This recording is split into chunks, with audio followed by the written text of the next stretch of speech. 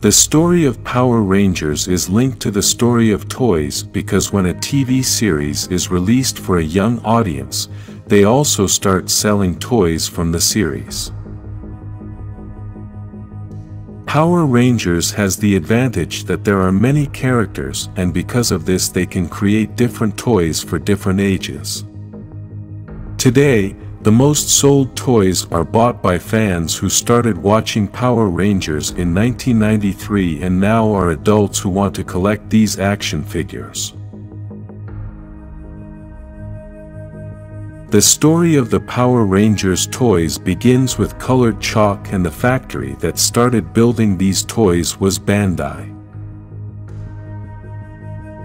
The Bandai factory in the United States sold colored chalk, and that was their best product before the Power Rangers arrived, but who really started the manufacture of these toys was the Bandai factory in Japan.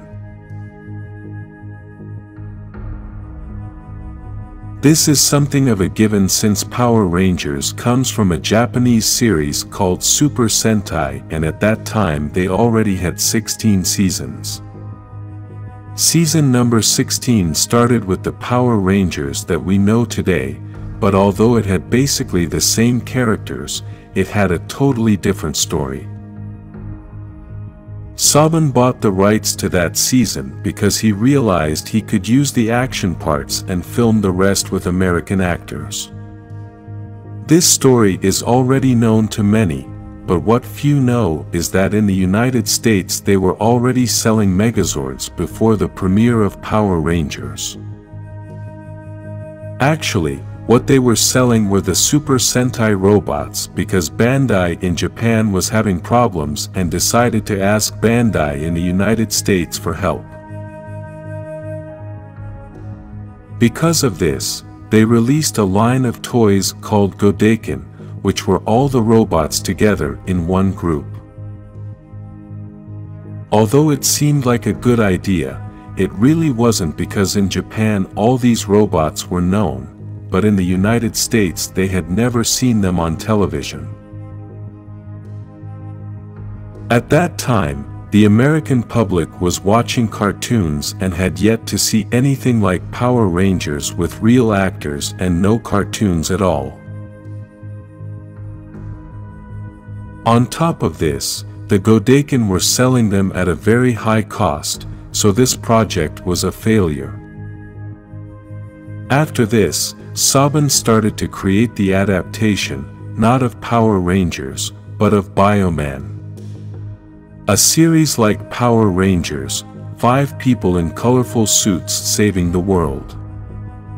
When Saban took a pilot to the US, everyone rejected it and said he was crazy. Saban spent 8 years trying to get someone in the US to accept his idea and officially turn it into a TV show. After so many rejections, Saban met Margaret, a woman who had been CEO of Marvel and Stan Lee's boss.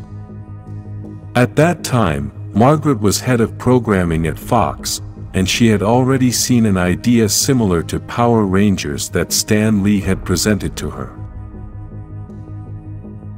Because of this, when Saban went to present his proposal to Margaret, she became very excited and accepted. Unfortunately, when Margaret presented the project to her boss, he went crazy and told Margaret that she had made a mistake. Still, he made her a proposal. He told her he would give her the money to do the first episode. If it worked, then they would do the whole season. If it didn't work, then she would be fired. It was a very risky proposition, but Saban and Margaret got together and created the first episode of Power Rangers.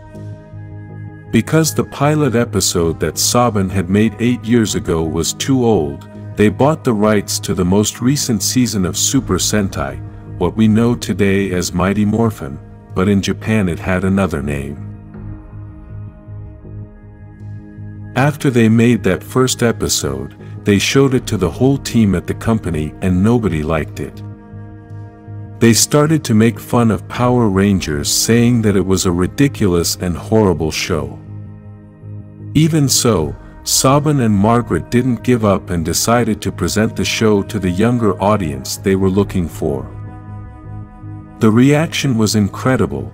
They loved Power Rangers, and because of this the bosses agreed to create the whole season.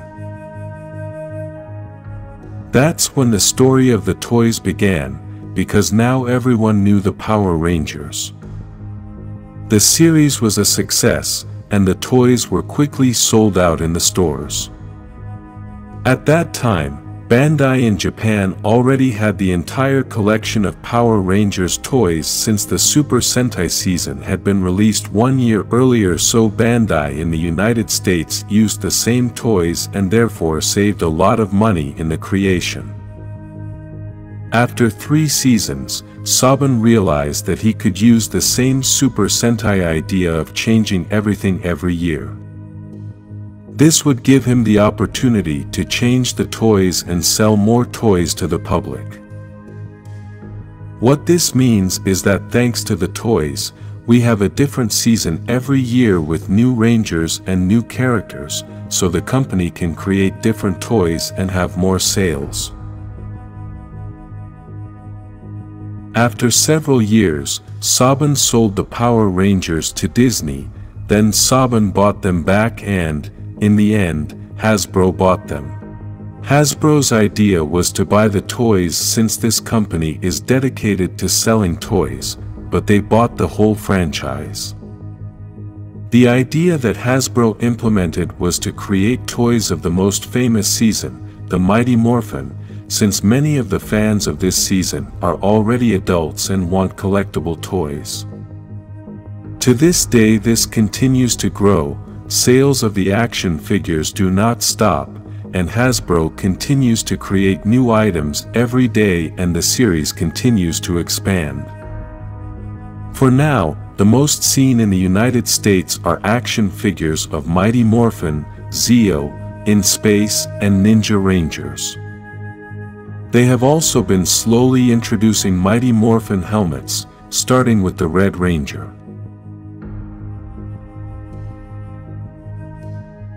If you like Power Rangers toys, like this video and subscribe to this channel for more Power Rangers toys.